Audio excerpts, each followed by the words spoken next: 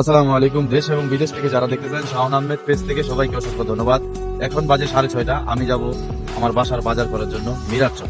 আপনাদের সুপরিচিত একটি বাজার মিরাটচর বাস স্ট্যান্ড। তো কি কি আছে, কি কি নাই, কি কি রয়েছে এবং কিভাবে মিরাটচর বাস স্ট্যান্ড যেতে হয়, কিভাবে গেলে সুবিধা হয়, এটা আপনাদের সামনে তুলে দেবো। ততক্ষণ পর্যন্ত আপনারা আমার সাথে থাকুন, দেখতে থাকুন। সম্পূর্ণ ভিডিওটা অবশ্যই আপনাদের কাছে ভালো লাগবে এবং ভিডিওটি যদি ভালো লাগে অবশ্যই শেয়ার করে আমার সাথে থাকবেন। তো দেখতে থাকুন, আর কথা না বাড়াই চলুন কিভাবে যেতে হয় আমরা রওনা দিয়ে দিই। তো এখন আমরা যাচ্ছি মিরাটচর বাস স্ট্যান্ডের উদ্দেশ্যে। এখন আমি গাড়িতে উঠে যাব। তো রাস্তায় আছি, এখন গাড়ির অপেক্ষায় আছে। তো আমি গাড়িতে এখন উঠে গেলাম। তো যে সৌন্দর্যের যে রাস্তাটা, এই রাস্তাটা আপনাদেরকে একটু দেখাচ্ছিলাম যে চারোদিকে কি সুন্দরভাবে গাছ লাগানো আছে এবং রাস্তাটা এত সুন্দর ভাবে পিরিচ করানো, যেটা কিনা আপনাদের কাছে অবশ্যই অনেক ভালো লাগবে। ঠিক কালিকা বাসাতে যাওয়ার পরে কালিকা বাসাতের ভিতরে যে রাস্তাটা, এটা আরো চমৎকার। চতুর্দিকে রেলিং করানো আছে এবং রেন্ডিং আছে। দেখেন মনে হচ্ছে কোনো একটি গহীনে যাচ্ছি এমন মনে হচ্ছে আর কি। তো চমৎকার লাগতেছিল যে এই সকালের যে জার্নিটা, যেটা কিনা নিরিবিলি ছিল।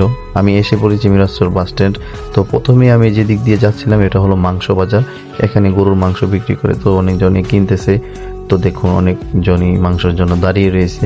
আর মাংস বাজারের দিক দিয়ে এই ভিতরে যে রাস্তাটা গেল, এই রাস্তাটা দিয়ে ভিতরে যাইতে হয়। ভিতরে গেলে দেখা যাইতেছে সবজি বাজার এবং মাছ বাজার এবং হাঁস মুরগি, যে সকাল সকাল যারা কিনা নিয়ে আসেন টাটকা যে জিনিসগুলা, এটা হলো আর কি। এটা হলো মাছ বাজার, আমার পিছনে এই সবজি বাজার। ঠিক আছে, তো মাছ বাজারের ভিতর দিয়া যাইতে হয় আপনার মুরগি এবং হাঁস যে বাজারের মধ্যে। এই যে আমি যাচ্ছি এখন হাঁস মুরগির বাজারে। এখন কিন্তু বাজে শুধু 6:30 কিংবা 7টা। 7টার ভিতরে এতগুলা মুরগি হাঁস দেখেন আইসা পড়ছে। তো যদি 8টা 8:30টার দিক দিয়ে হয় তাহলে কিন্তু আরো হয়তো অনেক মানুষের ভিড় হতো। তো যেহেতু 6:30 6:30 বাজে, তো এতেই কিন্তু অনেকগুলা মুরগি হাঁস নিয়ে আসছে। তো এখানে গেলে আপনাদের চয়েসফুল জিনিসগুলো আপনারা তরতাজা আনতে পারবেন।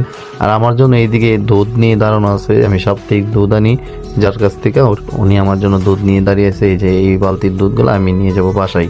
তো আবার দুধ যেখানে বিক্রি করে, এখানে আবার ওই যে এলাকা ভিত্তিক কিছু সবজি আছে, এরা নিয়ে আসে। আলহামদুলিল্লাহ আমার বাজার শেষ। আমি কি কি নিলাম এগুলো আপনাদেরকে একটু দেখাচ্ছিলাম।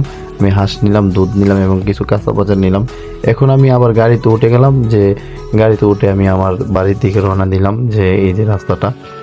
তো দেখতে থাকুন, সম্পূর্ণ ভিডিওটা অবশ্যই ভালো লাগবে। যদি ভালো লাগে অবশ্যই ফলো দিয়ে আমার সাথে